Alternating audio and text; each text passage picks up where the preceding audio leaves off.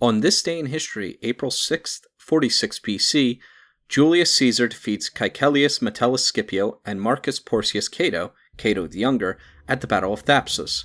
Included in the following is an excerpt from the 1944 edition of the Encyclopaedia Britannica going over the history of the battle.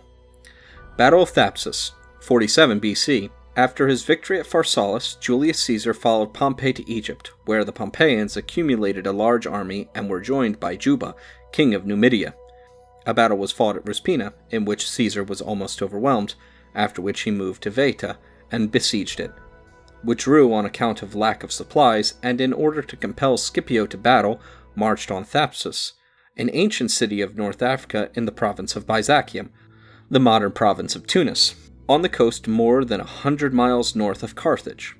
Thapsus contained large military stores, was strongly garrisoned, and blockaded by Caesar's fleet. On February 4th, 47 BC, he arrived before the city and immediately besieged it. This drove Scipio into action, for he at once advanced on Thapsus and threw up 2 entrenched camps, one for his own men and the other for Juba's 8 miles south of the city. The maneuvers which are now followed were controlled by a saltwater lake, the modern Sepka de Moknain, which lies to the southwest of Thapsus. Caesar had entirely surrounded the town, but Scipio considered that it was still possible to relieve it from the south. Caesar had foreseen the likelihood of this move, and had built a strong fort in the center of the strip of land which separates the eastern margin of the lake from the sea. When Scipio advanced, he struck this fort, and being unable to take it, turned back and decided to march round the lake and force the northern approach to the city. This he did, and constructed 2 camps north of the lake. Though Caesar would have preferred to defer battle until he had taken Thapsus, he now determined to attack Scipio before he had finished his entrenchments. Leaving Asprenas, the proconsul, and 2 legions to carry on the siege, with the rest of his force he marched against Scipio. One half of his fleet he left to continue the blockade, and the other he ordered to sail down the coast and make a demonstration against Scipio's rear.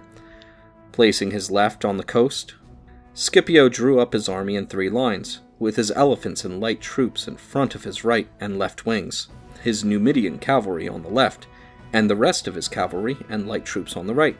Advancing on him, Caesar also extended his army into 3 lines with the 2nd and 10th legions on the right, the 8th and the 9th on the left, and 5 legions in the center. His flanks he covered by 5 chosen cohorts, supported by archers, slingers, and cavalry. As Scipio's camp was but half dug, Caesar's men wished to advance at once. Caesar, however, was not overly anxious to precipitate the battle, because he was largely outnumbered by the Numidian cavalry. Whilst he hesitated, the 10th Legion suddenly sounded the charge, which was repeated all down the line. The archers and slingers soon overwhelmed Scipio's elephants with their arrows and stones, driving them back on their own line, where they not only demoralized the infantry, but scattered the left-wing horse. The infantry lines then clinched, fighting each other until sunset, when Scipio's right wing became demoralized. This affected the center, and soon the entire line broke and sought refuge in the half-completed camp, which was speedily captured by a double envelopment of Caesar's wings. Scipio's force was annihilated in an awful slaughter, of which Mommsen writes, "If the hydra with which they fought always put forth new energies, if the army was hurried from Italy to Spain, from Spain to Macedonia, from Macedonia to Africa, and if the repose ever more eagerly longed for never came, the soldier sought, and not wholly without cause, the reason of this state of things in the unseasonable clemency of Caesar. 50,000 corpses were strewn over the battlefield of Thapsus, and among them were several Caesarian officers known as opponents to the new monarchy." In this battle, neither strategy nor tactics are remarkable, but what is so is the insubordination of the men and their growing sense of mastership in the new order which Caesar was creating. He wished to found an empire, and aimed at a complete victory, constantly taking tremendous risks and ignoring the units. The soldiers wanted peace so that they could return to their homes and families.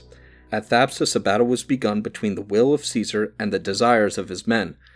It was slow and progressive, and did not end until Alaric had sacked Rome.